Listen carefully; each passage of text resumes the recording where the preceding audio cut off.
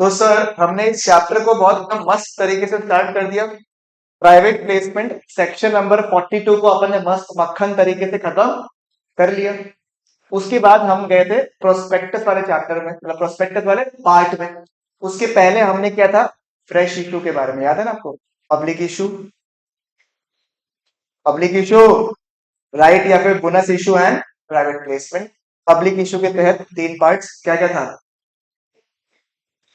Initial public offer, further public offer या फिर fellow on public offer, and number 3 offer for sale. ये कौन करता है? Promoters and investors. इसके बाद इसमें ना सेक्शन मिलेगा उसका, वहां क्या बोलेंगे वहां पढ़ के आ जाइए, हमने लिख लिया है वहां।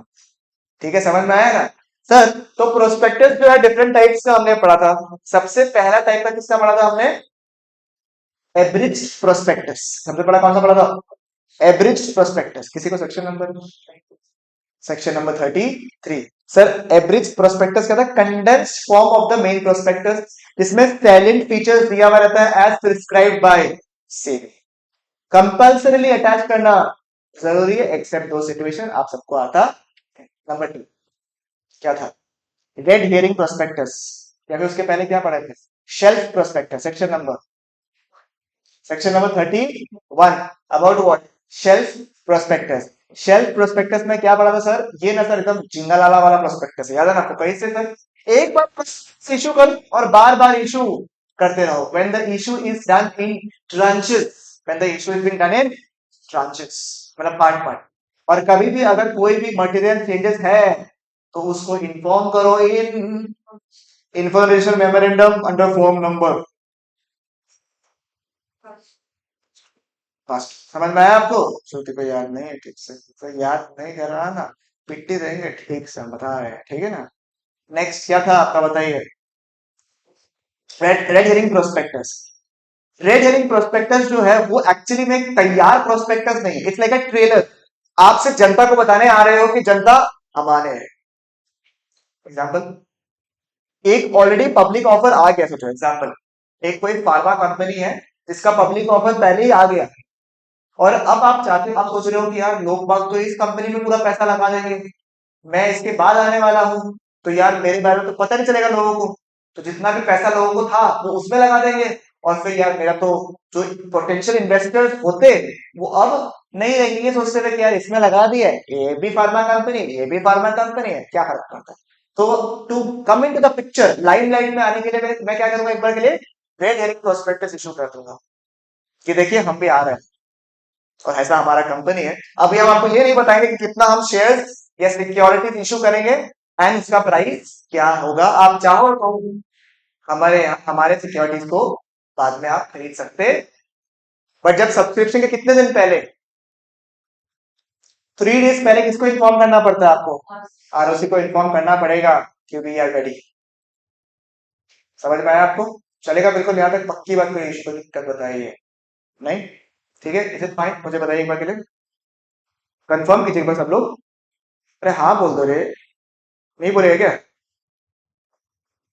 हाँ ठीक है, एक काम करो पहले रेड हेरिंग प्रोस्पेक्टस में आप लोग आइए एक बार।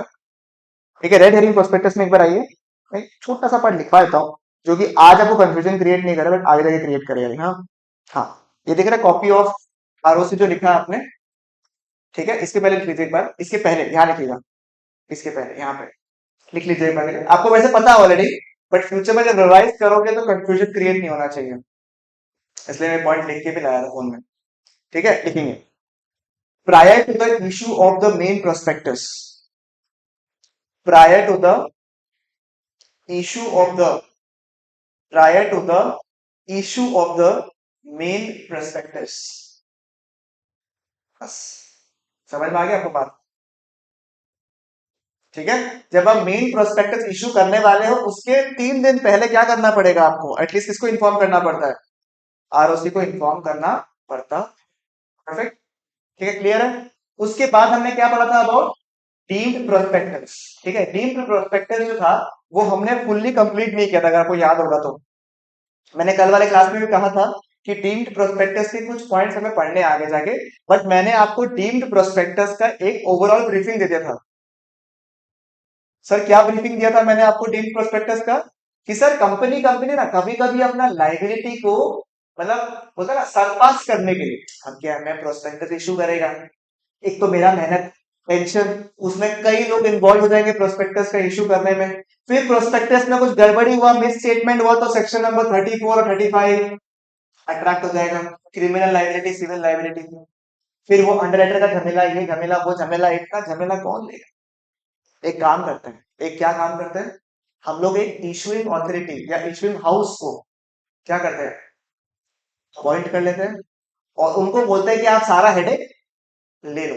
तो वो हमारे बिहाफ में अगर प्रोस्पेक्टस इशू कर रहे हैं तो उसे हम क्या कहेंगे टीम प्रोस्पेक्टस। क्या कहेंगे उसे हम as deemed prospectus. But sir इससे थोड़ा सा और बताओ ना आपका बुक जो है ना आपका बुक आपके जब मेन बुक आप आईसीआई का मॉड्यूल अगर देखोगे दरकार नहीं पड़ेगा बट स्टिल अगर देखोगे तो वहां लिखा हुआ है कि it has to be further discuss कि टीम प्रोस्पेक्टस के बारे में और क्या क्या है। ठीक है समझेगा बात को। जैसे आप लोगों को मैं दिखा रहा था एक बार के लिए मैं यहाँ पे आपके लिए लिख रहा हूँ। ठीक है ये मैं लिख पाऊंगा आप लोग को आगे जाके बट द पॉइंट इज कि टीम प्रोस्पेक्टस में क्या होता है पता है कभी कभी या तो आपने किसी इशूइंग अथॉरिटी को बोल दिया या फिर आप कभी कभी क्या करते हो पता है क्या मैं 1 लाख शेयर इशू करने वाला हूँ instead of me doing the entire formalities मैंने क्या किया श्रुति है श्रुति एक अंडर राइटर हो सकता है श्रुति की इशूइंग हाउस हो सकती है। मैंने अपने सारे शेयर क्या कर दिए श्रुति के नाम पे ट्रांसफर कर दिया। मैंने बोला श्रुति जी आप एक काम कीजिए ना बाकी सारे फॉर्मेलिटीज क्या कर लो आप कर लीजिए। मैंने क्यों करने के लिए दिया ताकि मेरा हेडेक कम हो जाए मेरे लाइबिलिटीज कम हो जाए। बट कंपनी लॉ तो चालू है। कंपनी लॉ बोलता है अच्छा अच्छा अच्छा श्रुति के कंधे में बंदूक रखकर तुम फायर कर रहे हो कौन कंपनी सब कुछ कर कौन रहा है श्रुति बट उसके पीछे कौन है पर्दे के पीछे कौन बनी है। तो इसीलिए ये प्रोस्पेक्टस जो इशू किसने किया श्रुति ने बट वो डीम्ड किसका माना जाएगा कंपनी। मतलब अगर मेरा ही मान रहा है प्रोस्पेक्टस तो all the sections 34 35 will be applicable on the company. बात समझ में आया नहीं है इसके बारे में भारी लिखेंगे कि कब मानेंगे हम लोग कि ये डीम्ड प्रोस्पेक्टस है। ठीक है क्या डीम्ड प्रोस्पेक्टस में और भी इंफॉर्मेशन देना पड़ता है आज हम पढ़ेंगे सेक्शन नंबर 26। ठीक है उसके मैं एक्चुअली वेट की सेक्शन नंबर 26 का कर रहा था तो 26 कराने के बाद में फिर मैं आप लोग को ये वाला पार्ट करवाऊंगा ना तो और स्मूथ जाएगा। जैसे अगर मैं बोलूंगा in addition to the requirements of section number 26 ये और चीजें होनी चाहिए डीम्ड प्रोस्पेक्टस में तो आप बोलोगे हैं 26 में क्या था तो पहले 26 पढ़ाने दीजिए बाकी पार्ट करा दे दीजिए उसके बाद हम डीम्ड प्रोस्पेक्टस आपको पढ़ाएंगे। ठीक है समझ में आया बट मोटा मोटी आइडिया हो गया ना एक बार के लिए कि डिम प्रोस्पेक्टस क्या होता है। ये आपने प्रोस्पेक्टस इशू नहीं किया है आपके बिहाफ में कोई और कर रहा है बट उसकी लाइबिलिटी आपके ऊपर भी रहे। नहीं समझ में आया नहीं समझ में आया ना छोड़ दिया ना क्लियर नहीं बना मैं बोल दो क्लियर नहीं भाई नहीं बोल दो कब समझ में नहीं आया बोल दो है। ठीक है नेक्स्ट का मिस स्टेटमेंट सर अगर प्रोस्पेक्टस क्या है ना sir prospectus is like a Bible for the company मतलब आप उसके बारे में बता रहे हो भाई है ना। जैसे मैं अगर आपको आपका रेज्यूमे मांगू अगर मैं आपको अपना रेज्यूमे मांगू तो it's like your Bible right आप पूरा हिस्ट्री ज्योग्राफी सब कुछ जो है कंसाइज फॉर्म में आपने अपना रेज्यूमे में लिख के दिया है। अगर उसी में छूट है तो उस बेस पे मैंने आपको हायर कर लिया तो वो गलत है या नहीं। आपको पर पेनल्टी लगना चाहिए नहीं लगना चाहिए तो आप तो केवल एक खाली क्या किया सीवी का फॉर्ज किया है। इमेजिन अ कंपनी ने पैसा उठा लिया पब्लिक से वो भी करोड़ों में इन मल्टीपल थाउजेंड करोड़ और उन्होंने अपना प्रोस्पेक्टस ही गड़बड़ कर दिया छूट दे दिया तो लाइबिलिटी होना चाहिए आना चाहिए सर सेक्शन नंबर 34 है 35 में कौन सा liability criminal liability act. Sir अगर मेंसरिया है मेंसरिया मतलब गंदी गंदी गंदी सोच है आपकी सर ऐसी गंदी सोच नहीं कंपनी की गंदी कंपनी की तरफ से गंदी सोच है कि क्यों ना झूठ मूठ का प्रोस्पेक्टस इशू करता है ताकि पैसा उठा लेंगे उसके बाद क्या है पब्लिक तो बोका है। ऐसा अगर माइंडसेट अगर आपका है it is a type of criminal liability and section number 34 will attract and you will be liable for fraud under section। समझ में आ गया आपको बढ़िया परफेक्ट। ठीक है बट सर क्रिमिनल लाइबिलिटी से बचने का कोई उपाय सर बचने का उपाय दो है। अगर जो मिस स्टेटमेंट हुआ है वो इमटेरियल नंबर टू क्या प्लीज नंबर टू क्या सर आखिरी वक्त तक जब तक जितने भी वेरिएशंस मॉडिफिकेशन हो रहे थे, करेक्शन हो रहे थे, आखिरी वक्त पर मुझे लगा कि ये लड़की ठीक है, अरे प्रोस्पेक्टस ठीक। बाद में पता चला कि ओ हो, जिसे मैं एक साधारण, सुशील, प्यारा, सीधा कन्या समझ रहा था, वो तो कुछ और ही है। ठीक है, समझ में आया आपको? तो वैसे कंपनी, अरे अपने लिए कन्या चूज करना और प्रोस्पेक्टस से कंपनी चूज करना सेम तो नहीं है, बट इंपॉर्टेंट भी है या नहीं है? प्रोस्पेक्टस लास्ट मोमेंट तक लगा कि जो भी इंसान इन्वॉल्व है, सब कुछ है, उसको बिलीव था, उसने चेक किया, फाइनेंशियल स्टेटमेंट्स को चेक किया और उनको लगा कि प्रोस्पेक्टस बिल्कुल सही है। बट बाद में पता चला कि ओ इसमें तो गड़बड़ है, तो क्या होगा, लाइबल हो गया? The answer is what? मत बोलो, हम अपना पूरा जान फूक देते हैं, आप लोग हाँ हाँ नहीं बोल पाते, बेशरम लोग। ठीक, आइए next. Civil liability section number 35। Sir इरादा खराब या अच्छा? इरादा अच्छा है, मैं क्या करेंगे? सॉरी, गलती से मैं बस में उठ गया, मेरे को दूसरा बस पकड़ना था। ठीक है, पहले वाले केस में इरादा गंदा, सेक्शन नंबर 34, बस में उठ गया ना। अरे तुम गलती से उठ गए, कोई बात। किससे उठ गए? गलती से उठ गए, कोई बात। ठीक है, चलेगा बिल्कुल। यहाँ पे सब रेस्टोरेंट में बैठे हुए थे। ठीक है, रेस्टोरेंट में बैठे हुए थे, हमें मेरा फ्रेंड ने बोल दिया था कि तुम्हारे लिए खाना ऑर्डर कर दिया। ठीक है, खाना ऑर्डर कर दिया, हम रेस्टोरेंट में पहुंच गए। अब लकीली वो बेटा, गलती बोलो सही बोलो, मेरे पास खाना भी लेके चला गया, मैं खाना भी खा लिया। मैं बोला अरे गलती से खाना खा लिया, गलती से बस में चढ़ गया मैं। भाई गलती से चढ़ गया, बट जो मुआवजा है देना पड़ेगा ना, बस का फेयर तो देना पड़ेगा ना, पेनल्टी तो थोड़ा बहुत देना पड़ेगा ना। हाँ सर, उतना नहीं देंगे जितना क्रिमिनल लाइबिलिटी में दिए थे, बट जितना लॉस हुआ है दूसरा वाला इंसान को, उतना तो आप पे करो। सर गलती से खाना खा लेते हैं, अरे खा लेते, थोड़ा सा जो खाने का जो बिल है वो तो पे कर दो, एक्स्ट्रा नहीं मांग रहे हैं आपसे, पर जितना लॉस हुआ है उतना तो दे दो। तो अगर सिविल लाइबिलिटी है तो क्या दोगे? खाली डैमेजेस, समझे ना? पूरा अमाउंट नहीं देना, पूरा अमाउंट नहीं देना। कितना देना? डैमेजेस देना। क्या देना आपको? डैमेजेस। समझ में आया? कौन कौन लाइबल होगा? Company, promoter, director and all those person who are authorised to issue prospectus shall be liable. You can see the list in the book also, properly दिया हुआ प्रमोटर। ठीक है, जितने भी प्रमोटर्स है, डायरेक्टर्स है, इन्वेस्टर्स है, सबके सब क्या होते हैं? लाइबल होते हैं। एक्सेप्शंस क्या है? सबसे पहले डायरेक्टर को पता नहीं था कि ऐसा कुछ इशू है प्रोस्पेक्टस में, और जैसे ही उसको पता चला he issued a public notice, तो वो उसके ऊपर सिविल लाइबिलिटी नहीं लगेगा। नंबर 2, पर्सन ने कंसेंट दिया था to act the director but withdrew his consent before the issue of prospectus. ये ना, ये पॉइंट जो दिख रहा है आपको, ये इंसान जो पर्सन जो है ना, जो डायरेक्टर की तरह एक्ट कर रहा है, उसने just before the issue of prospectus क्या किया? अपना कंसेंट को विड्रॉ कर दिया। इसके ऊपर भी लाइबल नहीं है, आगे जाके इसमें पढ़े वाला एक्सपर्ट। एक्सपर्ट में कौन कौन आता है? सीए आएगा, सीए भी आएगा, एक्सपर्ट में सीए आएगा, सीएस आएगा, लॉयर आएगा। सर एक्सपर्ट कैसे जज करेंगे कोई इंसान एक्सपर्ट है? तो देख के जज करेंगे, एक्सपर्ट लगा, ऐसा है क्या? कैसे जज करेंगे हम लोग? बेटा law, we can not be like expert है, अच्छा लग रहा है देख के, सूट वूट पहना हुआ एक्सपर्ट ही होगा, ऐसा है क्या? नहीं। सर एक्सपर्ट वो होता है जो अगर अपना सिग्नेचर देके कुछ स्टेटमेंट बताए तो लोग बात बिलीव करता है कि हाँ ये स्टेटमेंट सही होगा। What do you do?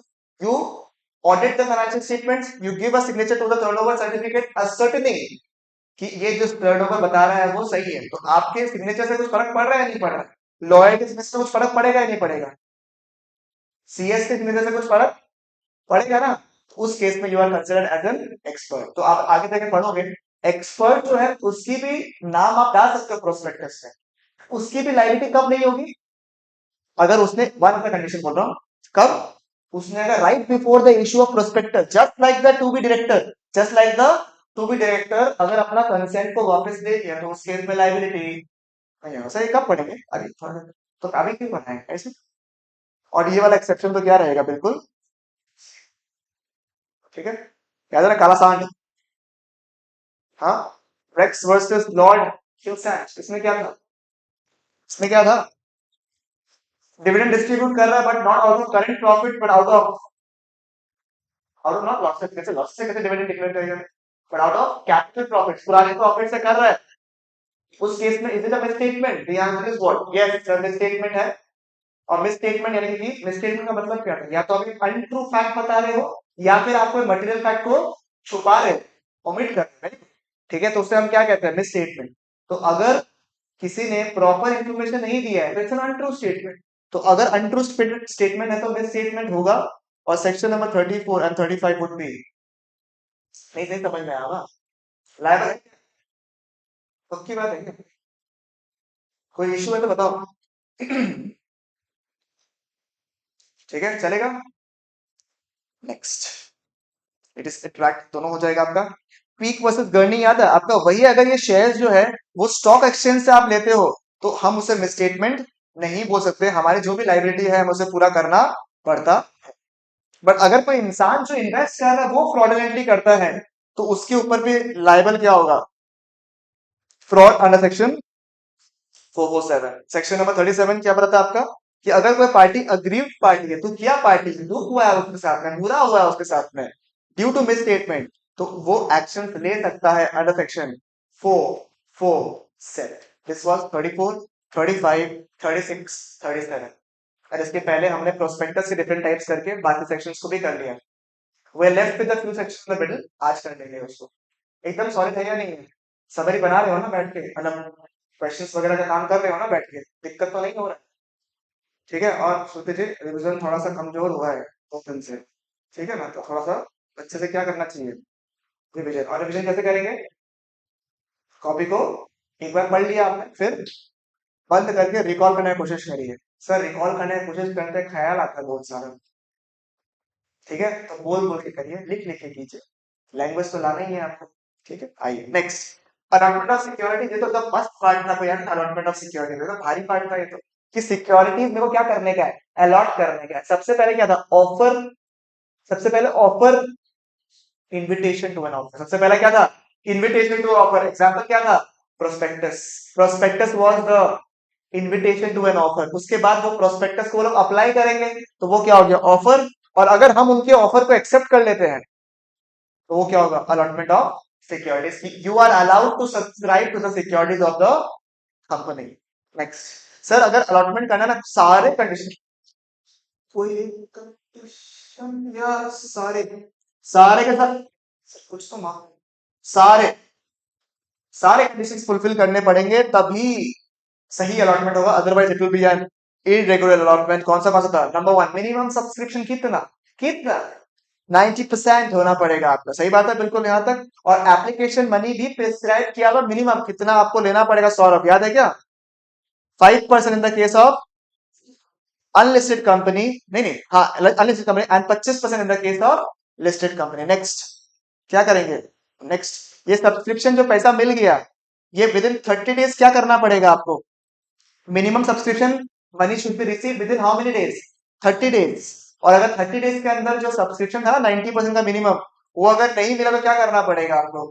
15 दिन के अंदर वापस करिए, अदरवाइज क्या पे करना पड़ेगा? 15% का इंटरेस्ट। वहां कितना था? 12%। यहाँ कितना था? 15%। और सर अगर अलॉट कर दिए हैं शेयर्स तो किसको बताना पड़ेगा आपको? किसको? आरओसी को। रिटर्न ऑन अलॉटमेंट फाइल करके under form number pass 3 with in how many days?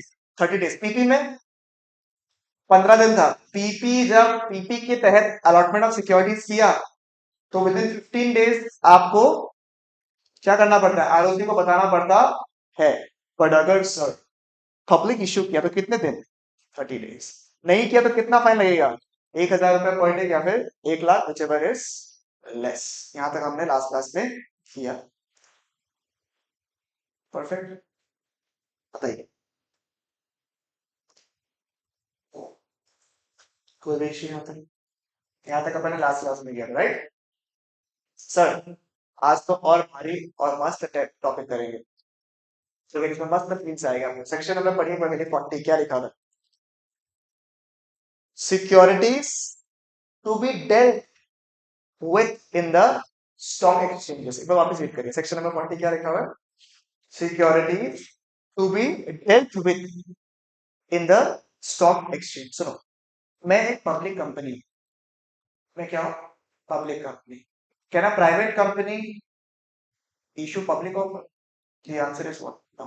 तो only the public company can do the same, right? But मुद्दा ये है कि अगर मैं एक पब्लिक कंपनी हूं और मैं पैसा रेज करने वाला हूं, मैं क्या करने वाला हूं? पैसा रेज करने। I am just a public company, I am not even a listed company. I am just a public company who is trying to raise fund. मैं केवल एक पब्लिक कंपनी, आपका क्लाइंट आपके पास आया, एक पब्लिक कंपनी है से खाटू लिमिटेड, ठीक है, और वो आपके पास आए और बोले कि हमें पैसे रेज करने हैं। थोड़ा सर्च कर लो आराम से, कोई दिक्कत नहीं है, prepare the prospectus for you, we can talk about the underwriters if you want, but उस टाइप के प्रोस्पेक्टस को हम लोग क्या करेंगे अगर आपने मेरे नाम पे डिरेक्ट कर दिया तो। सुनो सुनो, एक कंफ्यूजन बहुत ज्यादा क्रिएट आता है कि भैया अगर मैं एक सीए हूँ और मैं सीए जो है वो कंपनी का प्रोस्पेक्टस बना रहा है और वो कंपनी को दे रहा है, कंपनी ही इशू कर रहा है, is that a deemed prospectus? No, that is not a deemed prospectus. मैं कंपनी के बिहाफ में इशू कर रहा हूँ, तो क्या होगा वो डीम्ड प्रोस्पेक्टस। समझ में आया आपको ये बात? खैर ये तो डीम्ड प्रोस्पेक्टस हम लोग आगे भी पढ़ेंगे, तो कोई दिक्कत वाली बात नहीं है। बट आज चार्टर्ड क्या बोलोगे आप, हम अपने लिए प्रोस्पेक्टस बना देंगे, अंडरराइटर से भी बात कर लेंगे if you need, and all the legal formalities in regards to incorporation will be taken place. अभी तक हम चैप्टर नंबर 2 पढ़े नहीं है, बट जैसे पढ़ेंगे आपका सारा काम कर देंगे। ऐसे मत बोलना भाई, उस समय तो पढ़ लेगा ना चैप्टर नंबर 2 क्या है, इनकॉर्पोरेशन ऑफ अ। ऐसे तो सीए फाउंडेशन में आपने पढ़ा होगा 7 डॉक्यूमेंट्स, ठीक है, 7 सेक्शन नंबर 7, 7 डॉक्यूमेंट्स, ठीक है। हुआ हुआ चाहिए आपको memorandum of association, articles of association, declaration, statement, याद है ना, ठीक है। फिर address, surname, surname of the directors, first directors, ये सब कुछ कुछ पॉइंट्स था हम लोग पढ़ेंगे, छुट्टी हद मत, ठीक है, कोई बात नहीं।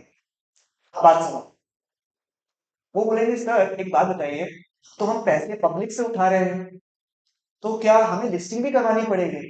वो तो no no no, common sense, no no, listing का रिक्वायरमेंट ही नहीं है। एक्चुअली कंपनीज जो है दो टाइप के होते हैं, एक होता है लिस्टेड कंपनीज, एक होता है अनलिस्टेड कंपनीज। मैंने प्रीलिमिनरी में पढ़ा था, तो आप तो लिस्टेड हो ही नहीं, you don't have to, not required. और वही आपका क्या हो जाएगा, डब्बा गोल। क्या हो जाएगा, डब्बा गोल, क्योंकि देखो क्या लिखा हुआ है सेक्शन नंबर 40, क्या हो रहा था आपको, एवरी कंपनी, कौन सा कंपनी लिख लीजिए ठीक से, क्या लिखा,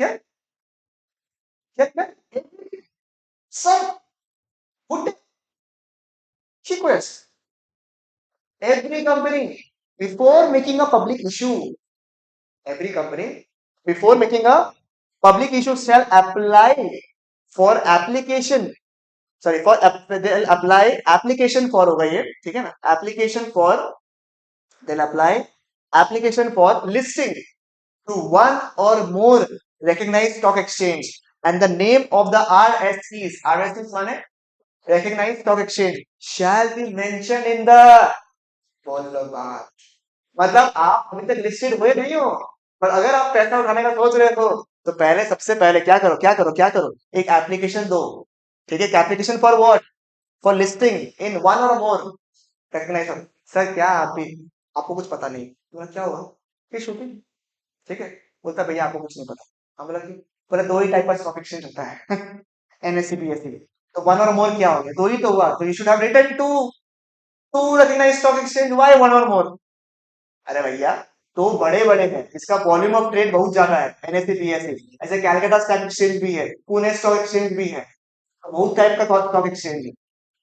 समझ में आया ना, ये दो मैक्सिममली बोल सकते popular and the most traded stock exchange. समझ में आया कि श्रुति जी, श्रुति का मन में डाउट था, बता रहे थे तुमको, ठीक है, ये मन का डाउट हम निकाल के दे दिए, ठीक है। तो they have to what, apply to one और मोर व्हाट, स्टॉक एक्सचेंज, ठीक है, एंड उनका नाम, उनका नाम कहाँ मेंशन करना पड़ेगा आपको, सौरभ से सवाल है, तुमने कैलकाटा स्टॉक एक्सचेंज और बीएसई में अप्लाई कर दिया,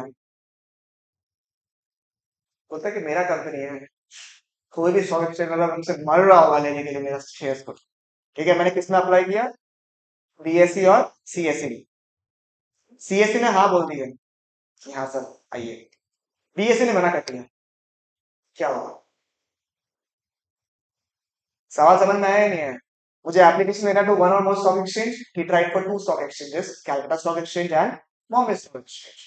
सी Calcutta stock exchange said yes, कुबुल है, बीएसई said नॉट कुबुल, सो मना करने का नहीं पता था, नॉट कुबुल बोल दिए, बताइए क्या होगा, बताइए बताइए भाई, कॉमन सेंस तो हो गया ना भैया, क्या बड़ा बात है, सीएससी में हो जाएगा, पीएससी में नहीं होगा, जिसको ट्रेडिंग करने का है सीएससी से लेगा, जिसको नहीं करने का बीएससी से नहीं लेगा, क्या टेंशन है इसमें, कॉमन सेंस। क्या आप भी क्या लॉ पढ़ाने आया पता नहीं इतना। द आंसर इज गलत। ये मन में आया क्या आंसर? ये दूसरा आंसर है। इसी टाइप का आंसर है, मतलब द आंसर इज सर, अगर कोई भी आरएसटी रिजेक्ट करता है आपका listing application, then the entire money on the application money shall be refunded. मतलब बीएससी लोग मना कर दिया, सीएससी तैयार था, दोनों क्यों? कौन बोला था हीरो बनने के लिए? चुपचाप लिखा था ना लॉ में, वन और वन लिखा था ना। चुपचाप सीएससी के पास चला जाता, काहे जोश मार के बीएससी के पास भी गया? सर क्यों? Because there might be some people ना who does not want to trade through CSC, they wish to trade through BSC, they wish to trade through NSC. तो उनके लिए क्या, they will not be able to purchase it. इसीलिए अगर जितना भी आपने लिस्टिंग एप्लीकेशन डाला है, उन सब से आपको अप्रूवल मिलना जरूरी है, अदरवाइज आपके पैसे को क्या करना पड़ेगा? वापस या रिफंड करना पड़ेगा। अब मैं सवाल एक और आ गया मन में, दो सवाल तो मैंने पूछ लिया आपसे, एक वो लिस्टिंग वाला केस, नंबर 2 सवाल आया कि भैया अब जैसे मैंने लिस्टिंग के लिए अप्लाई कर दिया, लिस्टिंग का नाम भी मैंने लिख दिया, उस बीच में मेरे पास एप्लीकेशन का पैसा भी आ गया, उस बीच में मेरे पास एप्लीकेशन का पैसा भी आ गया। अब जाके क्या हुआ ना, मना कर दिया मेरे को एक स्टॉक एक्सचेंज कि पॉसिबल नहीं है लिस्टिंग आपका। तो ये पैसा को हम लोग यूज कर सकते हैं क्या तब तक? नहीं, it has to be kept in a separate escrow account, यानी कि जब तक आप रिफंड नहीं करते हो तब तक, या फिर जब तक आप जब तक आप सेक्शन 39 नहीं करते हो, यानी कि अलॉटमेंट ऑफ सिक्योरिटीज। समझ में आया? It is not to be kept in a separate escrow account, याद है ना आपको? वही same point, application money received by the company shall be kept in a separate scheduled bank account called the escrow account and until the listing approval is received. Listing approval जब तक नहीं मिला है तब तक पैसे को इस्तेमाल नहीं कर सकते। And allotment is made, it can B use जब तक लिस्टिंग अप्रूवल प्लस अलॉटमेंट का जो भी रिक्विजिट था जब तक मिला नहीं है, तब तक वो सिर्फ दो पर्पस के लिए यूज हो सकता है, जैसे कि सेम लाइक प्राइवेट प्लेसमेंट। क्या refund adjustment towards, this is happening with me, tell me. May be because I am involved in both the part, that's why. आपने क्लास 12 के टाइम में इशू ऑफ शेयर्स पढ़ा था, उसमें application money, allotment money, first call, second call पढ़ा। और अभी आप ऐसा पढ़ रहे हो ग्रेविटी में कि एप्लीकेशन के टाइम में ये चाहिए, एप्लीकेशन का पैसा ऐसे भी इस्तेमाल कर सकता है। थोड़ा मजा आता है लिंक करके। उस समय कितना ऐसा था, 10 रुपए का फेस वैल्यू है, 2 रुपए एप्लीकेशन फीस है, भाई ये खत्म। अभी पता चलो ना कितना भारी ये चीज है। ये ऐसे नहीं कि 2 रुपए मन किया तो, है नहीं। Am I allowed to take 2 rupees if my face value is 10 rupees? Is it 25% if I'm a listed company? 10 रुपए का 2.25% कितना होता है? सोचना पड़ता तुमको, कितना होता है? अबे 10 रुपए का 25% कितना होता है? 2.5 हुआ क्या एप्लीकेशन का पैसा? कितना मांगे थे? 2 रुपए। मिनिमम कितना मांगना है? 2.5। नेक्स्ट टाइम बोल दीजिएगा टीचर लोग को, क्या गलत दिखा रहे हैं, गलत दिखा रहे हैं आप, पता नहीं क्या लोग अलिस्ट होता है लोग 5%। कंपनी क्या बोलेंगे, I am assuming it to be unlisted. ठीक है, नेक्स्ट चलिए। नेक्स्ट, अगर इनमें से कोई भी कॉन्ट्रावेंशन किया आपने तो फाइन लगेगा आपका। ये तो चलो खैर बहुत सब्जेक्टिव मैटर है। मिनिमम 5 लाख रुपए कंपनी के, इसमें मैक्सिमम 50 लाख रुपए। पैसे मांगते हैं लोग, किसी की क्या है, हुआ है मेरे पास पैसा, खदान है, गोल्ड माइन। और ऑफिसर इन डिफॉल्ट कितना है? 50,000 रुपए, 3 lakh. Thank God, I am happy. Officer in default कितना है? 50,000 रुपए है, 3 lakhs। ठीक है, चलेगा। अब सर सेक्शन नंबर 40 के रूल्स, मतलब the rules have prescribed about the underwriting commission also. मतलब the section prescribes and we have to look into the rules for getting to understand the underwriting commission. Sir, underwriting commission क्या था, किसी को याद है क्या?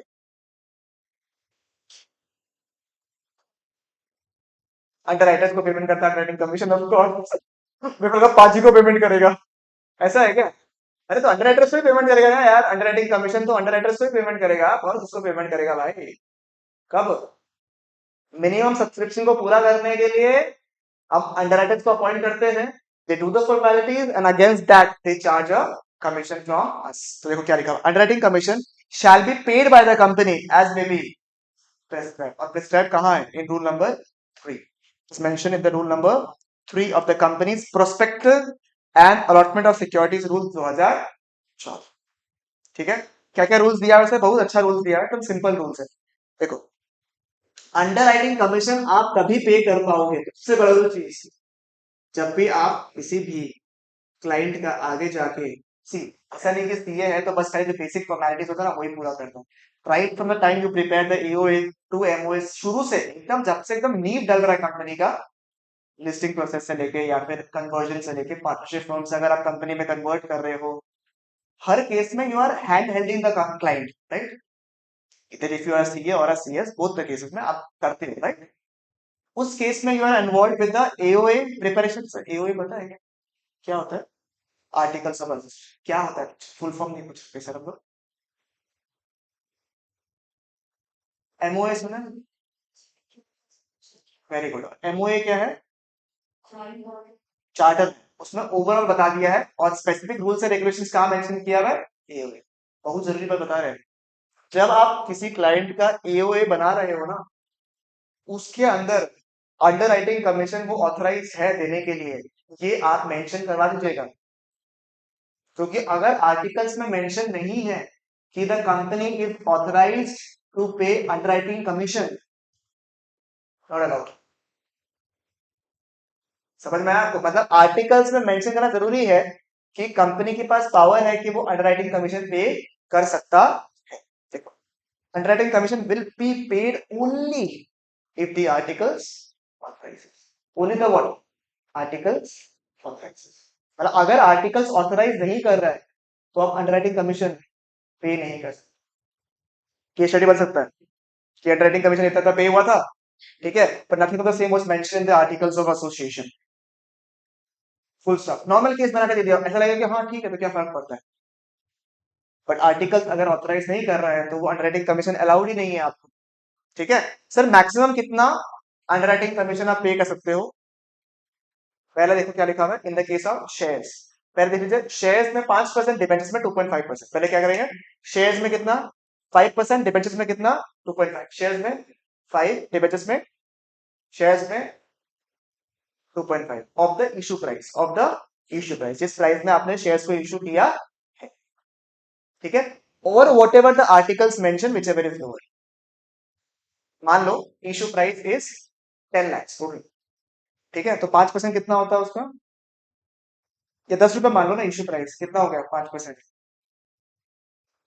What is 5% of 10 rupees? 0.5 ना, 0.5। और अगर आर्टिकल में मेंशन किया हुआ 0.3, तो कौन सा फॉलो करोगे? 0.3। समझ में? तो 5% ऑफ इशू प्राइस और article which ever is lower है, हायर नहीं है, विच एवर इज लोअर। ये मिनिमम नहीं है साहब, ये क्या है? मैक्सिमम। अभी तक हमें समय मिनिमम मिनिमम मिनिमम पढ़ा है, इसमें क्या लिखा हुआ है? Maximum underwriting commission that you can do. ठीक है, एंड डिबेंचर्स वाला केस में भी same, 2.5% of the issue price, और आर्टिकल्स जो मेंशन कर रहा है whichever is what, Shruti को डाउट है। हम्म, तो 5% of the issue price lower ही लेगा। हाँ, दोनों में से जो कम है, आर्टिकल्स में कम है तो आर्टिकल्स को फॉलो करेगा। 5% ऑफ इशू प्राइस से अगर वैल्यू कम दिख रहा है इन कंपेरिजन टू आर्टिकल, तो वो क्या होगा? इसको फॉलो करेगा ना, विच एवर इज लोअर। ठीक है, इट्स लाइक कंपनी ने आपको बजट दे दिया, 20,000 रुपए से ऊपर इस सामान के ऊपर खर्चा मत करना, और आपका खर्चा 25,000 रुपया हुआ, तब भी आपको कंपनी कितना रुपया देगा? 20,000 रुपए, क्योंकि ऑथराइज कितना था? 20,000 रुपए। अगर आपका खर्चा 16,000 रुपया है तो कंपनी का 20 देगा क्या आपको? कंपनी कितना देगा? 16 देगा ना, वही वाला बात हो गई, ये वाला चीज। ठीक है, चलेगा सर? हाँ, तो अंडरराइटिंग कमीशन के बारे में समझ लिया हम लोग कि आर्टिकल्स अगर ऑथराइज करेगा तभी हम लोग क्या पे करेगा? अंडरराइटिंग कमीशन, और उसका मैक्सिमम वैल्यूज भी हमने देख लिया। तो सर कहां से पे करेंगे अंडरराइटिंग कमीशन? कॉमन सेंस लगा के बताओ, किससे पे कर सकते हो अंडरराइटिंग कमीशन को? करंट प्रोसीड्स, कोई अगर प्रोसीड्स है कंपनी का तो उससे हो सकता है, या फिर जो पैसे आए ना एप्लीकेशन वगैरह का। ठीक है, तो इशू प्रोसीड्स, जो प्रोसीड्स आया पहले, या फिर प्रॉफिट्स ऑफ द कंपनी, अगर पैसे कुछ कमा रहे company, profits of the company, या फिर इशू प्रोसीड्स, जो इशू का पैसा आया ना आपके पास में, उसको भी आप इस्तेमाल कर सकते हो for the payment of what? Underwriting commission. ठीक है, इजी। क्लियर है बिल्कुल यहां तक? ठीक है। और प्रोस्पेक्टस में कुछ कुछ चीजों को मेंशन करना अनिवार्य है, अनिवार्य मतलब it's compulsory, must mention what, the details of the underwriting, details of the underwriters commission, details of the securities offered to the public which are कौन से सेक्शन ऑफ द शेयर्स जो आपने पब्लिक को दिया था, वो अंडरराइटर्स ने ले लिया है, उसको भी आपको किसको मेंशन करना पड़ेगा, किसमें मेंशन करना पड़ेगा आपको, प्रोस्पेक्टस में मेंशन करना पड़ेगा। एक काम करो, पहले इतना लिख लो आप। ठीक है, सेक्शन नंबर 40 बहुत इंपॉर्टेंट सेक्शन है, क्योंकि सेक्शन नंबर 41 जो है ये हम लोग बाद में पढ़ेंगे। हाँ, सेक्शन नंबर 41 का जगह छोड़ दीजिएगा आप लोग, 1 पेज करीबन छोड़ दीजिएगा बाद में। तो जीडीआर एडीआर बाद में पढ़ेंगे हम लोग। 26 is important for your preparation, उसके ज्यादा नहीं खत्म ऑलमोस्ट। ठीक है, ऐसा नहीं चैप्टर खत्म हो गया, कुछ कुछ छोटे छोटे पॉइंट्स डिस्कस करने, बट मेजर पॉइंट्स में खत्म हो जाएगा। आइए पहले सेक्शन नंबर 40 लिखिए आप लोग।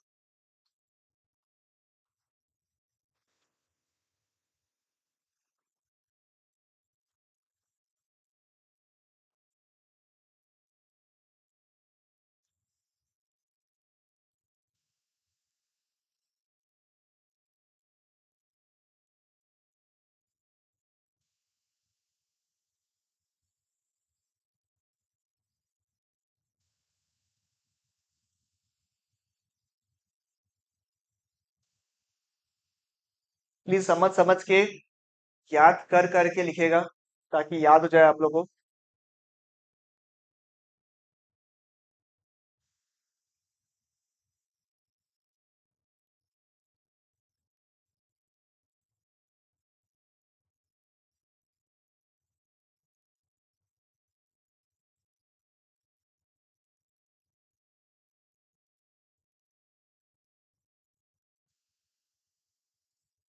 थोड़ा नीचे कर दो।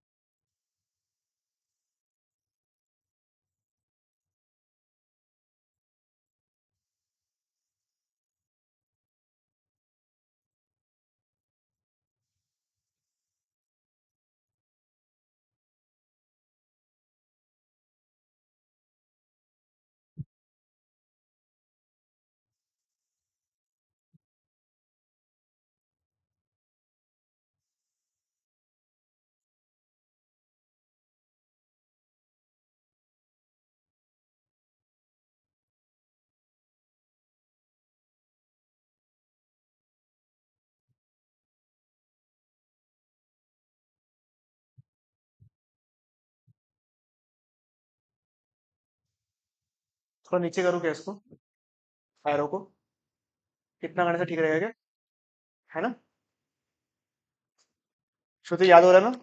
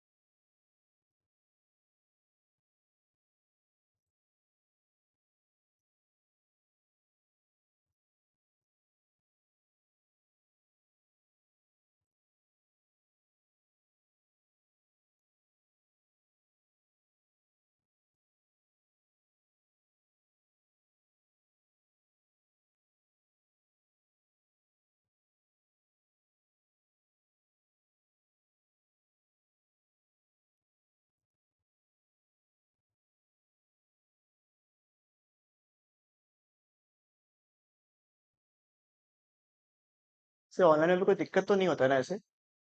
कभी ऑनलाइन रिकॉर्डेड कभी देखता, कोई दिक्कत तो नहीं होता ना? मतलब परफेक्ट है, साउंड वगैरह ठीक है? श्रुति, दिक्कत नहीं होता ना एकदम भी?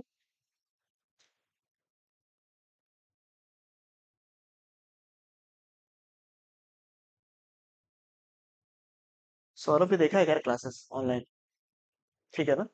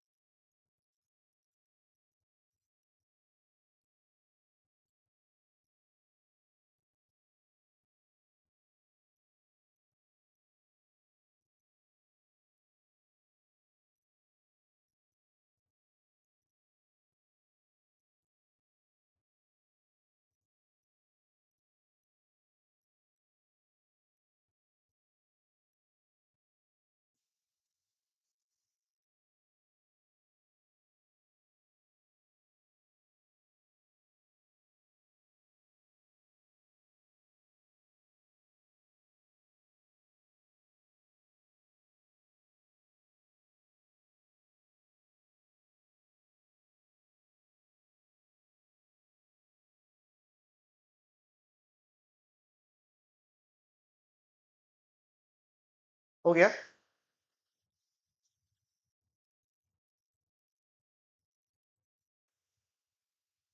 नीचे कर दूं?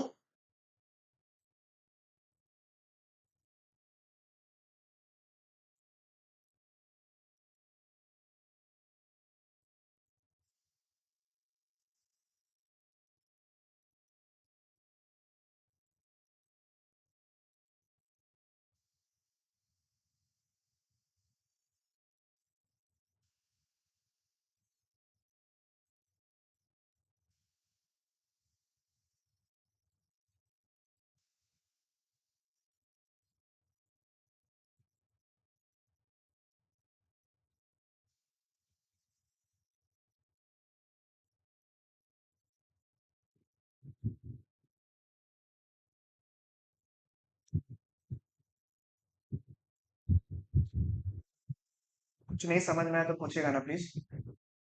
मतलब आई मीन कोई वर्ड वगैरह। ये कुछ कुछ शॉर्ट में लिखा हुआ है, अगर इन केस आपको प्रॉब्लम होता है शॉर्ट नाम से तो आप पूरा पूरा लिख लीजिएगा, ठीक है ना? आर्टिकल्स को अंडरलाइन कर लीजिएगा पहले पॉइंट में।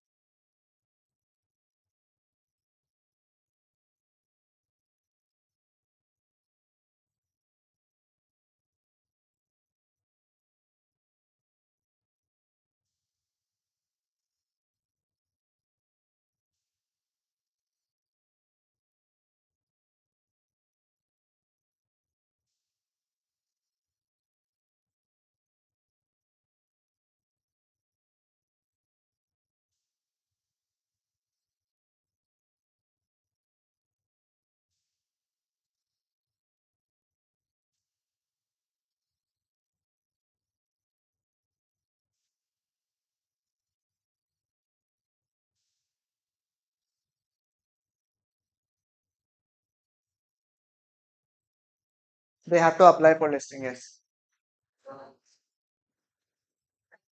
Private placement in general. It's like a होगा ना वो, तुमको वो देना, मिठाई देना कि पब्लिक कंपनी बन जाओ। अच्छा अच्छा, फिर बोले लिस्टिंग भी करा लो और चीज। ठीक है, डन हो गया यहाँ तक, बिल्कुल मजा हो गया एकदम। हाँ क्या, तो या तो you can keep section number 41 read with to class 44 as a separate page, या फिर अभी छोड़ दो, बाद में लिख लेना जैसे सही लगे। ठीक है, will read about GDR ADR और डेवलपमेंट भी है हल्का हल्का। I think you know about GDR ADR. Foreign markets में अगर हमें हमें शेयर को लिस्ट करवाना है तो we have to go through the routes of GDR and ADR. If it's Europe it's GDR, if it's America it's ADR. इस तरीके से होता है। वो भी करने के लिए we have different types of formalities, तो उसको फुलफिल करना है, तो उसके लिए मुझे उसको समझाना पड़ेगा, इसलिए मैं यहाँ ही समझा रहा हूँ आपको, एक साथ ही समझा दूंगा दोनों पॉइंट्स। ये 2+44 का पार्ट है, मतलब प्रिलिमिनरी का पार्ट, वहां मैंने नहीं कराया था। ठीक है, इसलिए एक साथ दोनों को करा दूंगा। चलेगा, can I move ahead? Okay, we have an important section. ठीक है, हमने 25 तक तो कर लिया था। 26 में क्या दिया? 25 was deemed prospectus, if you don't remember. 25 was deemed prospectus. उसके बाद में there are matters which needs to be stated in the prospectus. ऐसे कौन से मैटर है जो कि हाँ, ऐसे कौन से मैटर्स है जो कि आपको स्टेट करना पड़ेगा इन द प्रोस्पेक्टस। ठीक है, तो बहुत स्पेसिफिक मैटर्स है, ऐसा कोई बड़ी बात नहीं है। बट अभी देखो, जब मैं सेक्शन नंबर 26 आपको करा दूंगा, सेक्शन नंबर 26 के बारे में बता रहा है आपको, what is section number 26 trying to tell you about the matters to be stated in the prospectus. तो अब आप समझिए, जब मैं नेक्स्ट क्लास में I talk about the final होगा ना, team prospectus and whatever small small topics and कुछ कुछ इलस्ट्रेशंस दिखाने हैं मुझे बुक से, वो सब जब मैं आपको दिखाऊंगा, तो आप समझिए बात को। मैं वहां लिखा हुआ है, एक बार से पढ़ाता हूँ, ज्यादा समझ में आएगा आपको।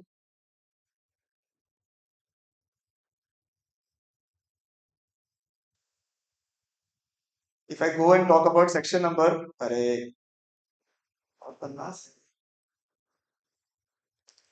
सेक्शन नंबर 26, जैसे एग्जाम्पल अब सिक्योरिटीज है। अब मैं एक बार के लिए बताऊं, इसलिए ब्रेक दूंगा करके लिए। इलास्ट्रेशन में एमसीक्यू दिखा देगा आपको, तो सिक्योरिटी का मतलब दिया हुआ, सिक्योरिटी का ये पूरा याद नहीं करना है आपको। सिक्योरिटी का जो मीनिंग है 2 क्लॉज 81 के तहत, ये आपको पूरा याद नहीं करना, बस मेन टर्म्स हो गए, share script stock bonds debenture, ये सब क्या हो गए आपके सिक्योरिटीज हो गए। डेरिवेटिव्स जो होते हैं, डेरिवेटिव्स वो आपके सिक्योरिटीज है। फ्यूचर ऑप्शन सुना आपने? फ्यूचर ऑप्शन, तो कोई एक तो उसको बोलते हैं डेरिवेटिव, ठीक है ना।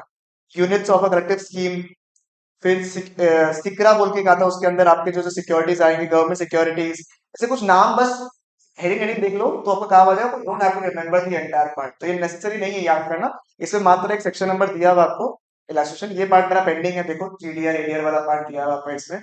उसके पहले का सारे parts, public issue, public company, right issue वाला पॉइंट जो हमने पढ़ा ना सेक्शन नंबर 23 तहत, वो हमने यहाँ पे खत्म कर दिया है पूरा का पूरा। उसके बाद सेक्शन नंबर 24, सेबी का पावर। सेबी का पावर किसके पास है? खाली only towards the listed company, only for two requirements, क्या क्या, allotment of securities and number 2, ठीक है, मतलब issue and transfer of securities and, मैंने अलॉटमेंट बोल दिया, issue and transfer of securities and non payment of dividend.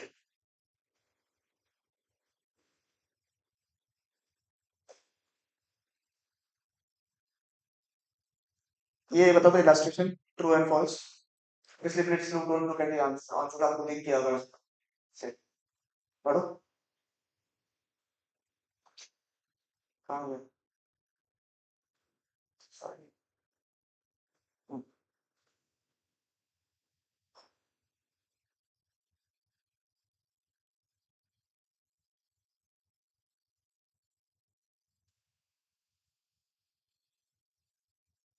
ये किसका पावर रहेगा? क्या ये दोनों पावर में गिरता है क्या? बताइए, इशू ऑफ सिक्योरिटीज में गिरता है ये? नहीं, ना ये नॉन पेमेंट ऑफ डिविडेंड में आता है, मतलब टू रिफर अदर्स। नॉर्मली जो पावर है सेबी के पास में, एनी अदर मैटर्स, देख रहे हो, all the other matters including the matters relating to prospectus, return of allotment, redemption of preference shares. Issue किसके हाथ में है? ऊपर वाले के पास में। Issue and transfer of securities किसके हाथ में है? सेबी के पास पावर है। उसके अलावा redemption of preference shares specially provided in this act shall be administered by the central government tribunal और द रजिस्टर। इसको इनकॉर्पोरेट कर लीजिए अपने नोट्स में इफ इट इज पॉसिबल। अभी नोट्स पे इनकॉर्पोरेट कर लीजिए। दिखाया था ना मेरा सेक्शन नंबर, ठीक है ना। कम टू सेक्शन नंबर 24, ठीक है, वहीं इनकॉर्पोरेट कर लीजिए। क्या prospectus related points, return of allotment and redemption of preference share. Sticky notes है क्या आपके पास? स्टिकी नोट्स को लगा लीजिए वहां पे अगर पॉसिबल है, और नहीं तो वहां पे बगल में ऊपर में लिख दो या साइड में लिख दो कहीं पे, तुमको समझ में आना चाहिए बस, ठीक है। मैटर्स लाइक प्रोस्पेक्टस शेयर करो ना अगर चाहिए तो। इसके पास है एक बार, श्रुति चाहिए क्या आपको? हो जाएगा। मैटर्स कौन सा जैसे प्रोस्पेक्टस का, return of allotment, redemption of preference shares कौन एडमिनिस्टर करता है?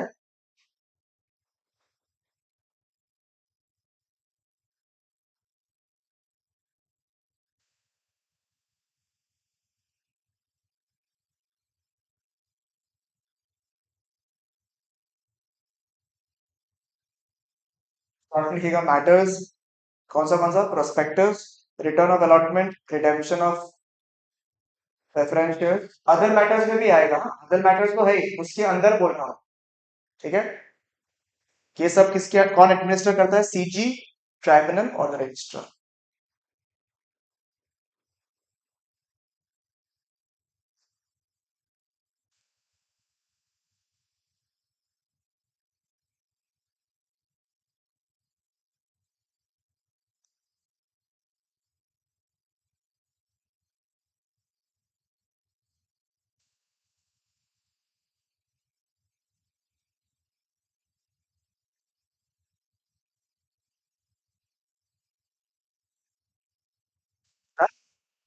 हो जाएगा।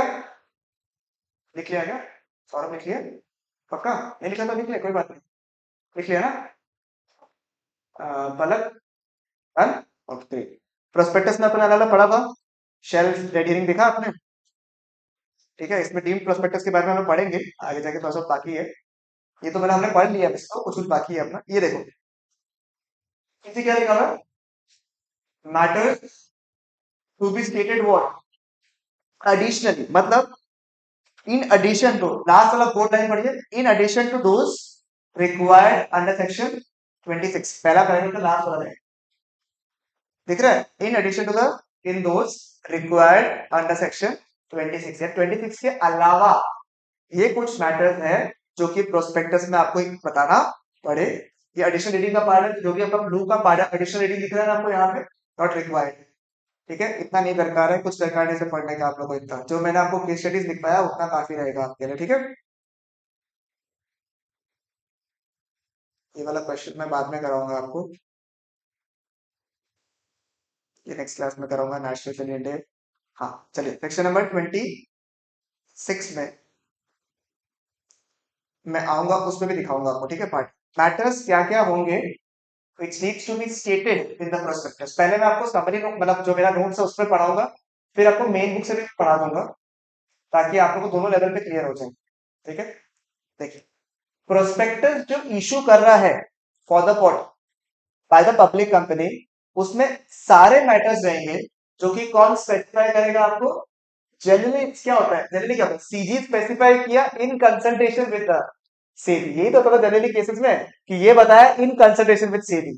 इसमें पहली बार उल्टा दिया हुआ है, देखो क्या लिखा हुआ है, specified by SEBI in consultation with the SEBI. समझ में? मतलब कि जो मेन मैटर्स जो कि आपको स्टेट करना है कहाँ पे, प्रोस्पेक्टस में, उसके बारे में कहाँ कहाँ मेंशन किया हुआ रहता है आपका? सेबी में, in consultation with the CG. And it also contains a declaration that the company has complied with all the formalities of the Companies Act, ठीक है। सेबी जो है वो सारे मैटर्स को स्पेसिफाई करता है, पर ऐसा नहीं कि सिर्फ सेबी को फॉलो करना है आपको, उसको ये भी मेक श्योर करना है कि सारे फॉर्मेलिटीज पूरे किए हुए, किसके किसके? कंपनीज एक्ट के, फिर सेबी एक्ट के, फिर SCRA, securities and contract regulation act 1956, ठीक है। आप लोग जब अभी थोड़े दिन बाद में सेल्फ पेस मॉड्यूल्स पढ़ोगे ना, वहां पे इकोनॉमिक लॉज बोल के हैं, ठीक है। वहां पे सिक्रा एक्ट भी दिया हुआ है, in case if you wish to take it as an elective subject. ठीक है, समझ में आया? चलेगा बिल्कुल यहाँ तक? ठीक है, बट क्या प्राइवेट कंपनी प्रोस्पेक्टस इशू कर सकता है क्या? The answer is what? No, private company can not issue a prospectus if it is an invitation to the right.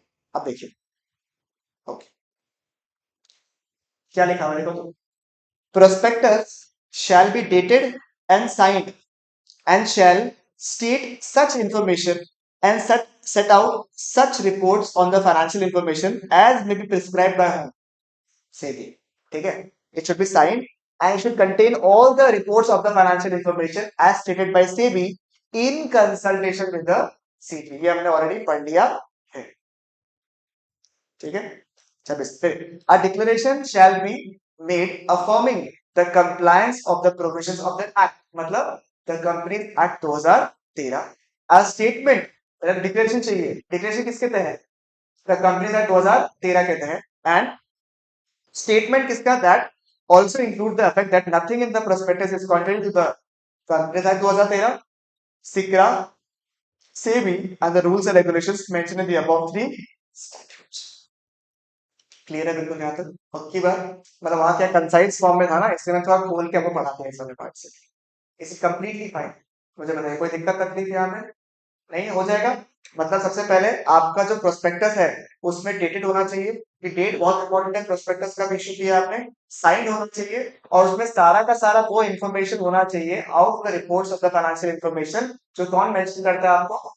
SEBI in consultation with the CG. आपको डिक्लेरेशन देना है कि आप कंप्लायंस करें हो पूरे एक्ट का, एंड कुछ भी कॉन्ट्रेरी नहीं होना चाहिए as per the companies act, the SEBI act and the SCRA act, ठीक है, securities contract regulation act 1956। Perfect, clear है? पहला चीज ये आपको मेंशन करना है in your prospectus. Clear? Done? ना, नंबर 2 क्या है सर? इधर इसलिए अलग से दिया गया, nothing in section number 26(1) shall apply to. Sir prospectus जो है, प्रोस्पेक्टस कब आपको इशू करने की रिक्वायरमेंट नहीं है, मतलब इनको जो है ना, ये जो रिक्वायरमेंट है, ये 26(1) कौन सा आ गया? ये वाला प्रोस्पेक्टस जो है ना, it contains all those matters, ये आपको कब रिक्वायर्ड नहीं है? ये वाला पॉइंट, ये ये कब नहीं चाहिए आपको? ये वाला, ठीक है। Number 1, company is issuing securities to its existing members or debenture holders or right. अरे खुद के ही लोगों को अगर आप शेयर इशू कर रहे हो, खुद के ही लोगों को अगर आप सिक्योरिटी इशू कर रहे हो, एग्जिस्टिंग लोग को, उनको तो चिट्टा पिट्टा सब पता ही है, कितना बदमाश है ये कंपनी, उनको तो पता ही है, ठीक है। डिबेंचर होल्डर्स उनको भी पता है, अच्छा खासा पैसा देके रखा है उनको। या फिर राइट इशू भी अपने को करते हैं, तो इन दैट केस अगर वो existing debentures, sorry existing members या फिर डिबेंचर होल्डर्स या फिर राइट इशू के तहत कर रहे हैं, उस केस में 26 23 सॉरी 26(1) के प्रोविजन को फुलफिल नहीं करना है। Next, number 2, number be important point है सर, अगर आप इस क्लास के सिक्योरिटीज को इश्यू कर रहे हैं जो कि ऑलरेडी रेकग्नाइज स्टॉक एक्सचेंज में लिस्टेड है, मतलब आप जो पहले शेयर इशू कर चुके हैं ना, वो ऑलरेडी कहां पे दिया है? स्टॉक एक्सचेंज में लिस्टेड है, यूनिफॉर्म है, यूनिफॉर्म राइट्स दे रहे हो, सब में एकदम सेम राइट्स दे रहे हो, securities same class of security को इशू कर रहे हो, पहले तो बताए प्रॉपर्ली सारा कंप्लायंस पूरा किए है ना, कंपनी एक्ट को फॉलो किया है ना, सिक्योर को फॉलो किया है ना, सेम तो किया है ना, तब तो पहले क्या होगा ना, वही सेम चीज अगर वापस डाल रहे हैं, तब भी 26(1) को फॉलो करेंगे क्या? The answer is what?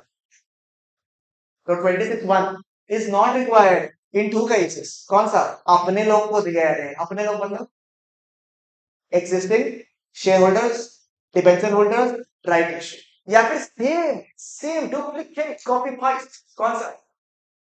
पहले वाला कौन सा? जो सेम क्लास ऑफ सिक्योरिटीज अगर आपने इशू किया which is already been listed in the recognized stock। देखो क्या लिखा है, रीडिंग करिए, company issuing securities to its existing members or debenture holders or right issue under section 62, या फिर issue of securities having uniform rights with securities already issued and listed on the recognized one।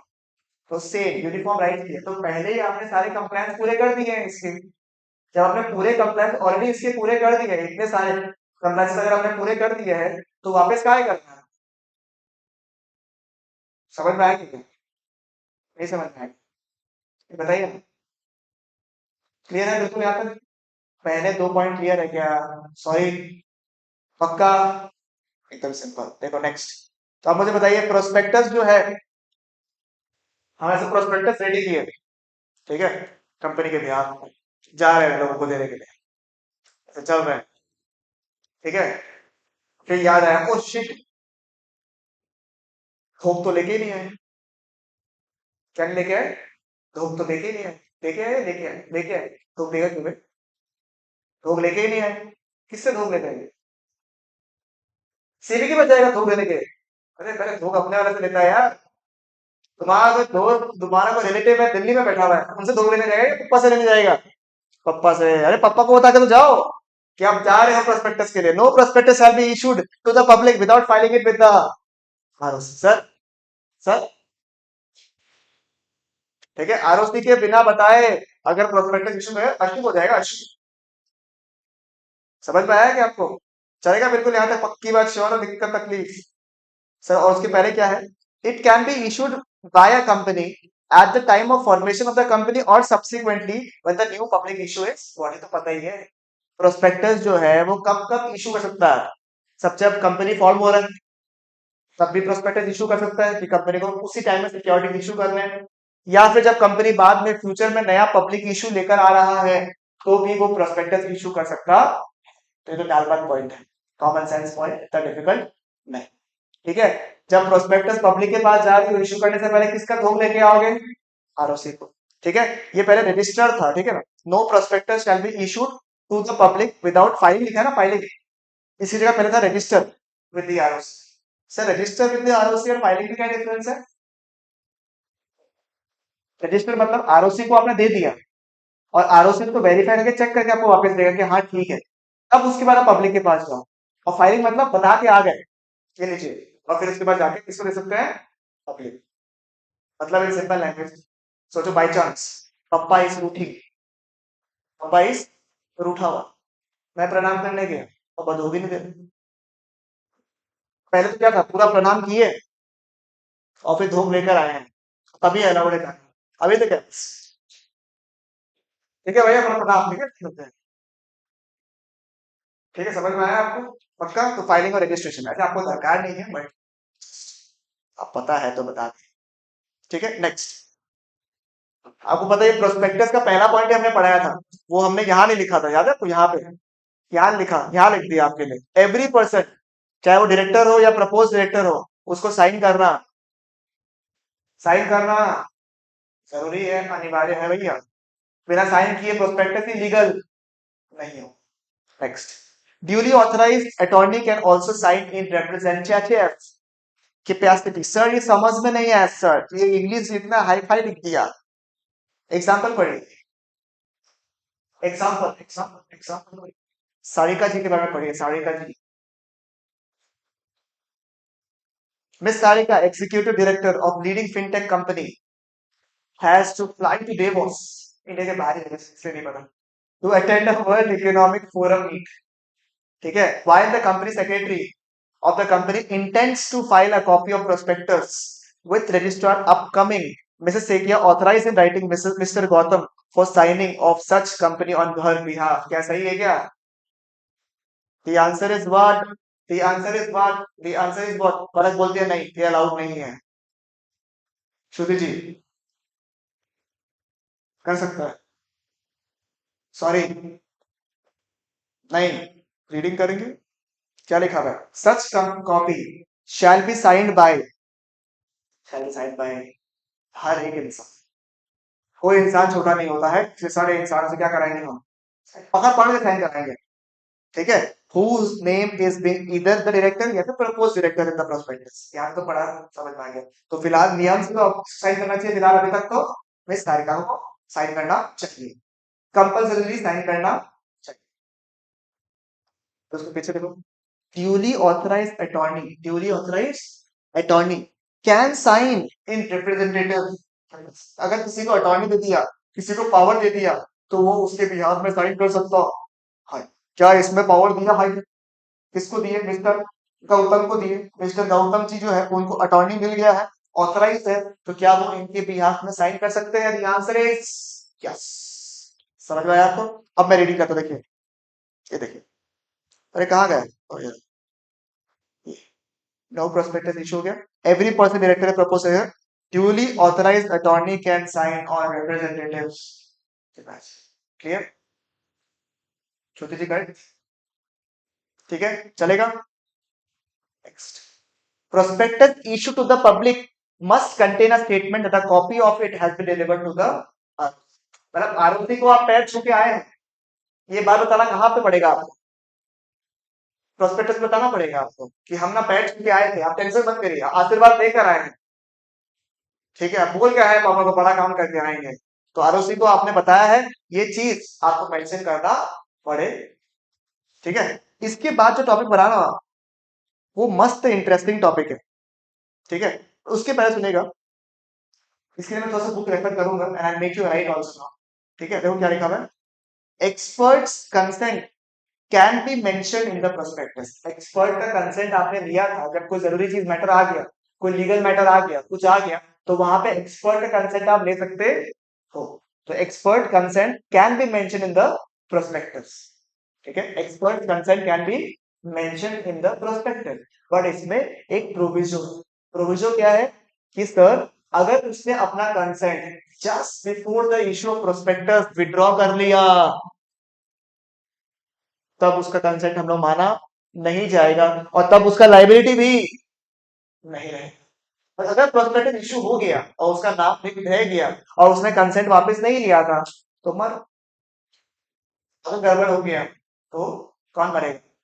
Expert भी मरेगा। ठीक है, बस सुनो, यहाँ पे एक बार के लिए से मैंने इतना ही लिखा है आपके लिए। I have written it but थोड़ा मिस हो गया मेरे से शायद इस वाला पार्ट पे। हाँ, दो ही पार्ट लिखा है, देखो ये पार्ट देखिए। A prospectus issue under section what? 26(1) shall not include a statement purporting to made by an expert if the following condition are met. इसके पहले मुझे पढ़ाना, आपको ऐसा फीलिंग नहीं है कि अभी तो आपने पढ़ा है कि एक्सपर्ट का नाम लिख सकते हो प्रोस्पेक्टस में, अभी बोल रहे नहीं लिख सकते हो, क्या पगला गए हो? इसे देखो नीचे लिखा हुआ है, a statement of that effect, non-existence of the condition if the expert statement is included shall be included in the prospectus। ठीक है, एक्सपर्ट का मतलब दिया हुआ है इन 2 clause 30 के नीचे दिख रहा है आपको। ठीक है, किसी का भी जो इशू करता सर्टिफिकेट और उसका पावर है एज पर द लॉ, ये मैंने बता दिया था। Not that relevant from the exam perspective. Important क्या है, वैसे तो आप लोग एक्सपर्ट का नाम, एक्सपर्ट का स्टेटमेंट को प्रोस्पेक्टस में आराम से मेंशन कर सकते हो, प्रोवाइडेड 3 कंडीशंस। नंबर 1, क्या लिखा हुआ है, क्या लिखा हुआ है, इफ ही इज एंगेज्ड और इंटरेस्टेड इन द फॉर्मेशन और promotion of the management of the company. अरे वो कंपनी का अंदर का आदमी है रे, तो वो काय का एक्सपर्ट, वो बाहर से अपना काम कर रहा है, वो तो कंपनी का इंसान हो गया, तो उस केस में वो एक्सपर्ट के औकात से कैसे साइन करेगा कंपनी, बताइए एक बार, कर पाएगा? नहीं।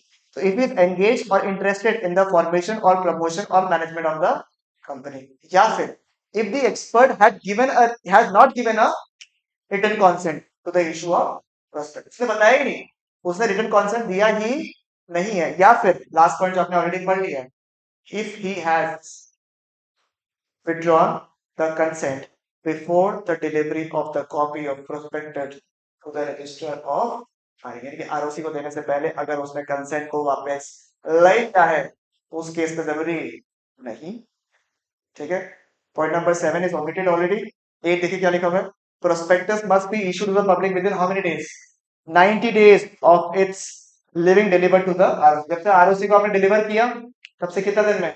90 डेज। सर 90 डेज में नहीं कर पाए तो फ्रेश इशू करेंगे, वापस ढूंढ लीजिए और वापस 90 दिन के अंदर इशू कीजिए, थोड़ा एक्सटेंशन, वापस सारा फॉर्मेलिटीज। ठीक है, फाइन आप लोग देख सकते हैं कितना है, 50,000 3 लाख, 4,000 3 लाख, चलिए तो अच्छा है। ठीक है, कंपनी और ओआईडी में दोनों में अच्छा है, 50,000 3। ठीक है, आज हम लोग इतना तक ही करेंगे। ठीक है, will not do further topics, otherwise it will very heavy. 3 topic किए, तीनों का तीनों बहुत हैवी था आज। समझ में आ गया आपको? क्लियर है? चलिए इसको बड़ी लिख लीजिए आप लोग, जब आप लोग एक्सपर्ट वाले पॉइंट पे पहुंच जाए तो मुझे बताइएगा। ठीक है, अच्छा मुझे बताओ ना, जो पॉइंट नंबर 1 है कहाँ से लिखोगे, मतलब you want to write it from here और बुक से लिखोगे आप? डिक्लेरेशन स्टेटमेंट वाला point Section number 26, last big section that was left. Section number 26. इसके टॉपिक जो इसके बाद वाला टॉपिक है ना, एक बार लिखने से पहले सुन लो खाली। इसके बाद जो टॉपिक है वो बड़ा सिंपल टॉपिक है। सोचो अगर मेरे को प्रोस्पेक्टस में ना कुछ वेरिएशन क्रिएट करना, मतलब मैं सोचा था मेरा कंपनी ये एबीसीडी काम करेगा, और अब मैं मेरे को मन नहीं है एबीसीडी काम करने का, ठीक है, या ए और बी तो कर रहा है बट सी नहीं करेगा, दूसरा कुछ काम करने का मन कर रहा है, तो इसको बोलते हैं वेरिएशन ऑफ प्रोस्पेक्टस। तो ये वेरिएशन बताना जरूरी है या नहीं सब? Yes, it has to be taken. और ये वेरिएशन बताने के बाद में आपको मौका देना पड़ेगा स्टेक होल्डर्स को, क्योंकि मैं सोचा पलक मेडिसिन बनाएंगे, प्रोस्पेक्टस में मेडिसिन लिखा हुआ था, तब मैंने पलक की कंपनी में पैसा लगा दिया। पलक बोलता मेडिसिन नहीं बनाएंगे हम लोग ब्यूटी प्रोडक्ट्स बनाएंगे, विल मेक बोलता ना self care products, it's not medicinal products, it's self care, organic products बनाएंगे हम। तो ये दूसरा हो गया, वेरिएशन हो गया प्रोस्पेक्टस में। एक तो ये मुझे इन्फॉर्म करना पड़ेगा आपको। सेकेंडली, डोंट यू थिंक मैं हूं that you should allow me to dissent from the share holding, मतलब आपको मेरे को मौका देना पड़ेगा कि अगर मैं चाहूं तो अपना पैसा को आपकी कंपनी से निकाल सकता हूं। ये तो पॉइंट दिया हुआ आपका, तो मैंने आपको बता दिया ताकि you don't feel like something is like, ठीक है। बट आपका आज का काम यही है, सेक्शन नंबर 26 को लिखेंगे और टॉपिक को खत्म करेंगे। Matters to be stated in the prospectus.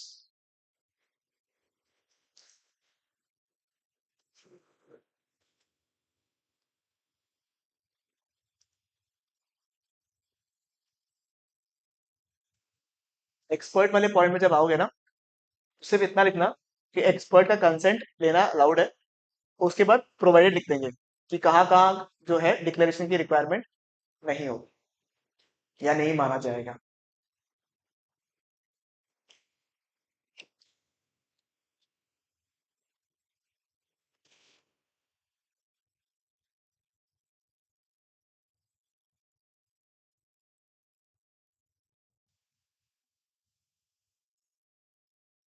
तुम भूख नहीं, थोड़ी देर बाद खा लेंगे।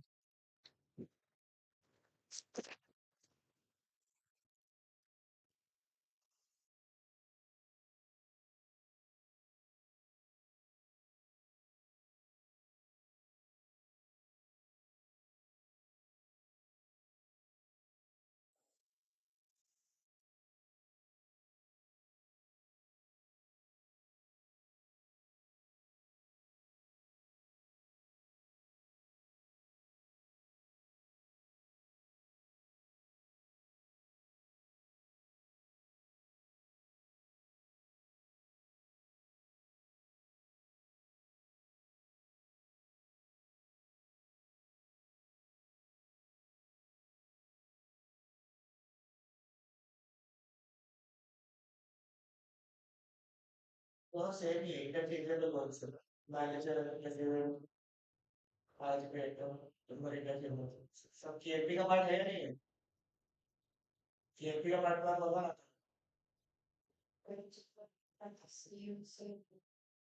सीटीओ डिफेंडर, मुझे अगर सोलर ऑथराइज करने तो सीएसबी है क्या?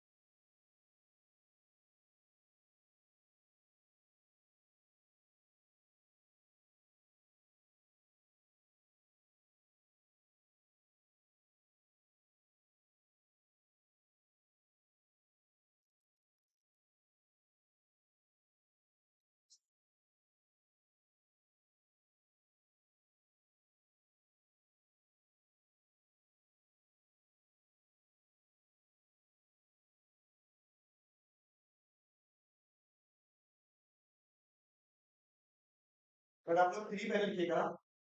1 2 हो गया। पॉइंट नंबर 1 और 2 जब खत्म हो जाए तो बताना। 3 हो, क्योंकि ये 3 ऐसे नहीं है कि मेरा मर्जी से लिखा हुआ है। It is as sub section. और अब आपको सब सेक्शन याद नहीं करना, बट नोट्स तो वैसे लिखो।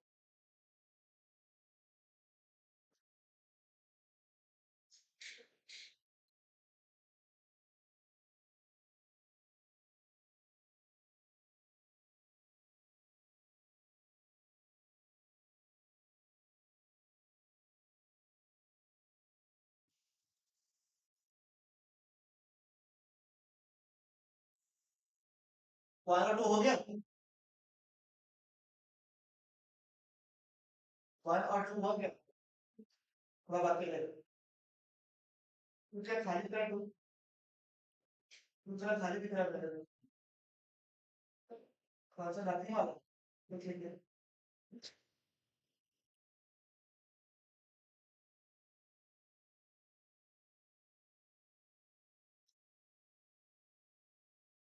पहले का बैकग्राउंड हो गया। कल खत्म कर दो। कल से कोई क्लास दिया। कल अच्छा था, फिर तेरा मैथ था अच्छा दिस। एमसी एक्सटेंड से कुछ और लिखना है बच्चा। कल रात को छुट्टी 12 बजे को क्लास का रिश्ता नहीं बोल रहा हूँ। ये मुझे बता पाना जो जो सारा वो है ना क्लास में प्रोस्पेक्टस जो चैप्टर मैंने करवाया है सारा रिवाइज करना। 4 से पूरा रिवाइज कर लेना। मंडे ट्यूसडे में टेस्ट करेंगे चैप्टर का प्रोस्पेक्टस नहीं। ये भी 4 से कॉलेज से एक चैप्टर कोई एक से 30 से टेस्ट कर लूंगा तो पढ़ा दूंगा वैसे। ठीक है तो मैं कल मैसेज कर दूंगा। कल ही आप शाम को कर दीजिए। एक कोई चैप्टर। हाँ ये लेते हैं शाम को। आई इसी कर दो मेरे से।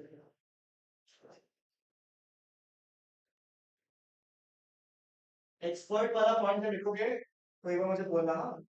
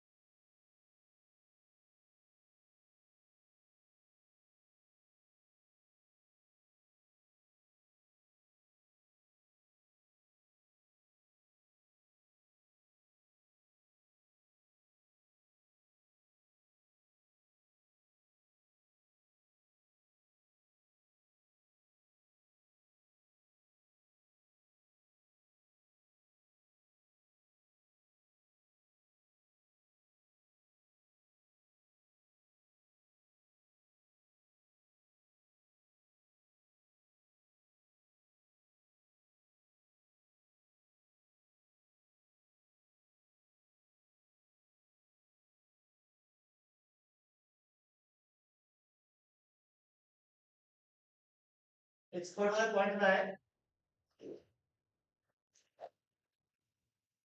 हाँ पॉइंट नंबर 5 में आ गया। सिर्फ पहले फर्स्ट लाइन लिख लीजिए आप लोग। Experts consent can be mentioned in the prospectus.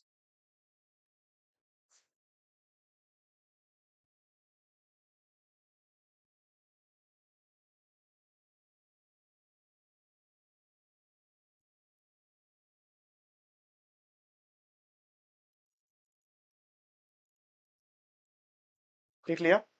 Expert consent can be mention in the prospectus provided या except in the following condition.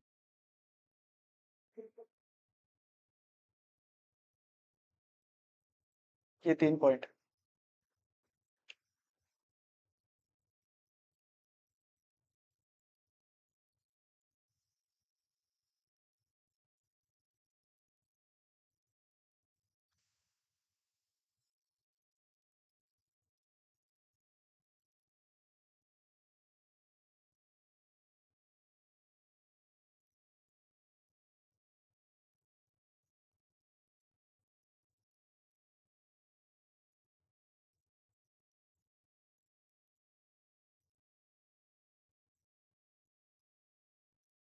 If is engaged और इंटरेस्टेड इन द फॉर्मेशन और promotion और management of the company, तो वो company का खुद का सगा हो गया, तो वो एक्सपर्ट की तरह ट्रीट नहीं कर सकता है।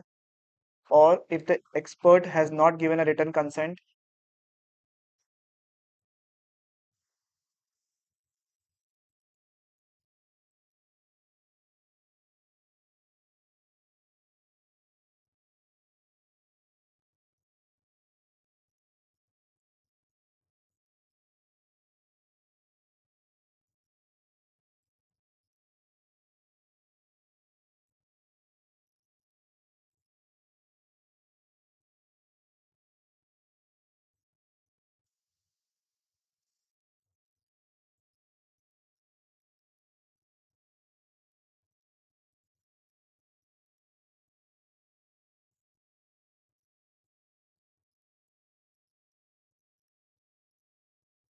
एंड लास्ट पॉइंट क्या है, just before the issue of prospectus उसने कंसेंट क्या कर लिया, विथड्रॉ।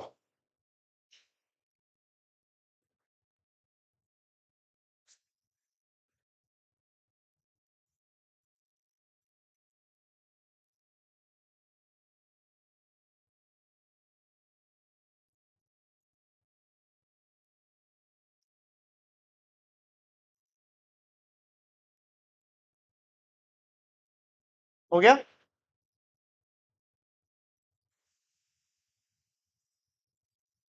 5 हो गया, 6 हो गया क्या? जो कॉपी है of the statement to the ROC उसको अटैच करना जरूरी है।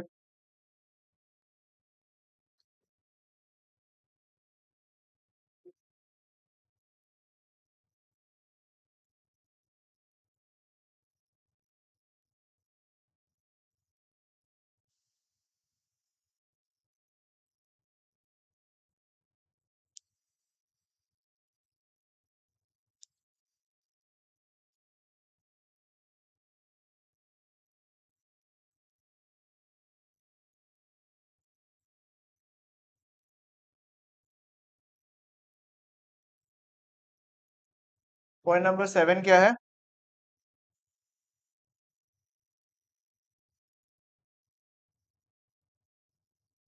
लिख लिया 6 तक। पॉइंट नंबर 7 ओमिटेड है। ये ऊपर वाला पॉइंट जो पॉइंट नंबर 2 लिखा हुआ है आपका ऑलरेडी, तो इसलिए नहीं लिखवा रहा हूँ। Point number 8 is very simple, कि प्रोस्पेक्टस अगर इशू हो गया एक बार, it has to be given to the public within how many days? 90 days.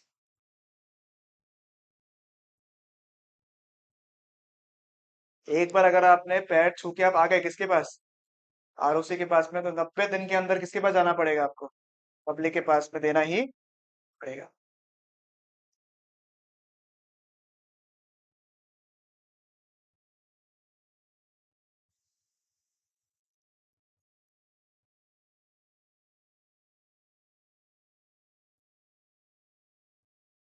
Subsection 8 ये हो गया। Subsection 9 is talks about what?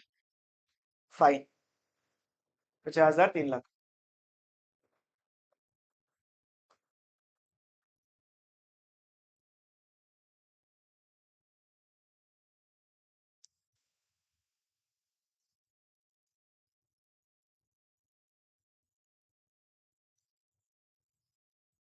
ठीक है, यहाँ तक अपन ने आज का क्लास रखा है।